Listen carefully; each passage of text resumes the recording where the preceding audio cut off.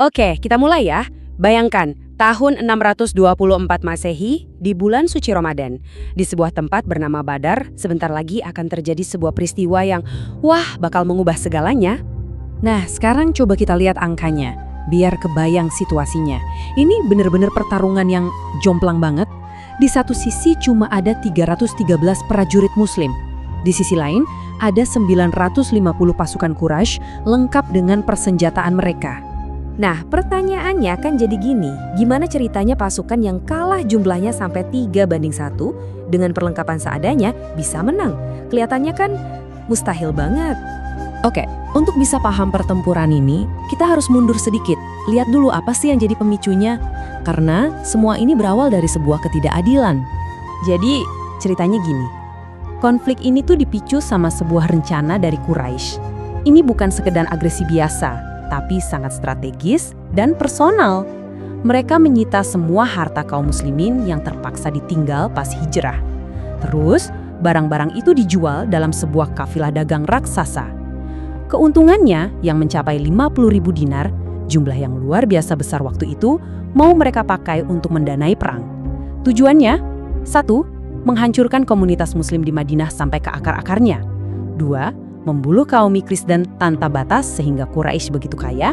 3. Membentuk uang sebanyak-banyaknya untuk menghancurkan komunitas muslim. Nah, ini poin yang penting banget buat kita pahami. Jadi, kaum muslimin itu bukan sekedar mau merampok kafilah dagang musuh ya. Sama sekali bukan. Mereka itu berusaha mengambil kembali harta mereka sendiri. Harta yang dirampas, tabungan hidup mereka yang sekarang justru mau dipakai untuk membiayai perang buat memusnahkan mereka. Kebayangkan ironisnya? Sekarang, yuk kita lihat lebih dekat kedua pasukan yang akan berhadapan ini. Karena perbedaannya benar-benar luar biasa. Lihat deh perbandingannya. Bukan cuma soal jumlah prajurit ya, 313 lawan 950. Tapi lihat sumber dayanya. Pasukan muslim cuma punya 2 ekor kuda, sementara Quraisy punya 100. Untanya 70 banding 700. Tapi yang paling mencolok mungkin ada di baris terakhir, sikap.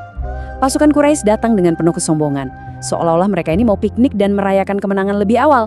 Sementara kaum muslimin, modal mereka cuma 1, iman dan tekad yang bulat. Bahkan ada doa dari Nabi yang menggambarkan betapa sederhananya kondisi mereka.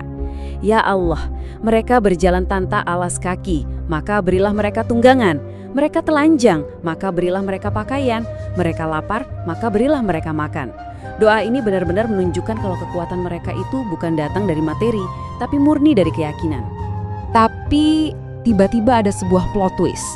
Sebuah kejadian tak terduga yang memaksa pasukan muslim yang kecil ini untuk membuat sebuah pilihan yang sangat-sangat sulit. Jadi begini, kafilah dagang yang jadi target utama itu ternyata berhasil kabur. Abu Sufyan, pemimpin kafilah, langsung kirim pesan ke pasukan Quraisy, kafilah udah aman, mending kalian pulang aja. Tapi, apa kata komandan mereka, si Abu Jahal? Dia nolak mentah-mentah. Dia malah bersumpah akan tetap maju, menghancurkan kaum muslimin, dan berpesta pora di Badar. Jadi situasinya berubah total.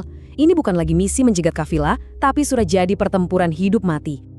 Nah, menghadapi situasi baru ini, Nabi nggak langsung ambil keputusan. Beliau bermusyawarah dulu dengan para sahabatnya. Dan respon pertama datang dari kaum muhajirin. Mikdad bin Amr berdiri dan berkata dengan tegas, "Kami nggak akan bilang seperti yang dikatakan Bani Israel kepada Musa. Pergilah kamu dan Tuhanmu berperang. Enggak, kami akan berperang di sisimu sampai titik darah penghabisan." Itu dari muhajirin. Terus gimana dengan kaum Ansor, penduduk asli Madinah? Pemimpin mereka, Sa'ad bin Mu'ad, juga memberikan jawaban yang nggak kalah mantapnya.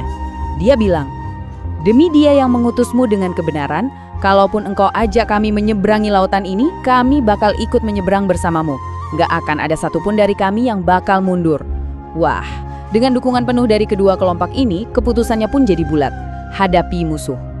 Oke, keputusan sudah diambil. Dengan iman sebagai perisai mereka, pasukan muslim pun bersiap. Dan ternyata mereka nggak cuma modal nekat, tapi juga punya strategi yang jenius. Salah satu strategi kunci datang dari seorang sahabat bernama Hubab bin Munzir. Idenya simpel tapi brilian. Pertama, mereka maju dan menguasai sumur yang paling dekat dengan posisi musuh. Kedua, mereka bangun semacam waduk untuk kebutuhan mereka sendiri. Ketiga, dan ini yang paling krusial, mereka menimbun semua sumur lain di sekitar situ. Hasilnya, pasukan Muslim punya akses air yang aman, sementara musuh mereka terancam kehausan di tengah padang pasir. Dan pertempuran pun dimulai. Sesuai tradisi waktu itu diawali dengan duel 1 lawan 1. Dari pihak Quraisy, maju 3 jagoan mereka. Dari pihak Muslim, maju Hamzah, Ali, dan Ubaidah. Hasilnya, luar biasa. Hamzah dan Ali dengan cepat mengalahkan lawan mereka. Duel antara Ubaidah dan Utbah memang lebih sengit, sampai keduanya terluka parah. Tapi akhirnya Utbah berhasil dikalahkan. Kemenangan telak di duel pembuka ini langsung jadi pukulan mental yang berat buat pasukan Quraisy. Tapi bukan cuma itu, ada faktor lain yang berperan. Dalam Al-Quran disebutkan Allah menjanjikan bantuan 1000 malaikat, sebuah kekuatan tak terlihat yang ikut membalikan keadaan pertempuran. Ada satu momen ikonik. Nabi mengambil segenggam debu lalu melemparkannya ke arah barisan musuh. Secara ajaib, debu itu seolah-olah mengenai mata setiap prajurit Quraisy, bikin mereka panik dan kacau balau. Peristiwa ini bahkan diabadikan dalam Al-Quran, yang menegaskan bahwa lemparan itu sejatinya bukanlah lemparan Nabi, melainkan lemparan dari Allah. Dan sampailah kita pada puncak pertempuran ini, jatuhnya sang pemimpin musuh, yang sekaligus menjadi penanda terpenuhinya janji kemenangan. Kisah tewasnya Abu Jahal ini dramatis banget. Dulu di Mekah, Abu Jahal ini pernah dengan sombongnya menganiaya seorang gembala muda bernama Abdullah bin Mas'ud. Nah, di medan perang Badar, dia justru dilukai parah oleh 2 pemuda dari kaum Ansor. Dan siapa yang akhirnya datang untuk memberikan pukulan terakhir saat dia terbaring tak berdaya? Justru Abdullah bin Mas'ud, gembala yang dulu pernah dia hina. Ini benar-benar simbol perputaran roda nasib. Bahkan di saat-saat terakhirnya, kesombongan Abu Jahal nggak luntur. Dia masih sempat bertanya dengan congkak, bilang padaku siapa yang menang hari ini?" Dan jawaban yang dia terima sangat telak. Kemenangan hari ini milik Allah dan Rasul-Nya. Tapi cerita Badar nggak selesai di medan perang. Justru, apa yang terjadi setelahnya menunjukkan lebih banyak lagi tentang nilai-nilai yang dibawa oleh para pemenang ini. Coba lihat bagaimana mereka memperlakukan tawanan perang. Para tawanan ini diberi 2 pilihan. Pertama ya standar, bayar tebusan untuk bebas. Tapi ada pilihan kedua yang luar biasa. Kalau mereka nggak punya uang, mereka bisa bebas dengan syarat mengajar 10 anak muslim sampai bisa membaca dan menulis. Ini kan keren banget. Alih-alih balas dendam, fokusnya justru pada edukasi dan pembebasan lewat ilmu pengetahuan. Jadi, mari kita simpulkan hasilnya. Di pihak Muslim, 14 orang gugur sebagai syuhada. Di pihak Quraisy, 70 pemimpin mereka tewas dan 70 lainnya ditawan. Tapi lebih dari angka-angka ini, kemenangan di Badar menegaskan satu hal. Komunitas Muslim yang baru lahir di Madinah, kini adalah sebuah kekuatan yang nyata, yang harus diperhitungkan. Ini bukan lagi sekedar kemenangan militer, tapi sebuah momen yang mengubah arah sejarah untuk selamanya. Ini membawa kita ke sebuah perenungan terakhir. Kalau sebuah kemenangan itu definisinya bukan dari berapa banyak musuh yang berhasil kamu kalahkan, tapi justru dari pengetahuan yang bisa kamu tawarkan pada mereka, apa ya yang bisa kita pelajari dari situ tentang arti kekuasaan yang sesungguhnya?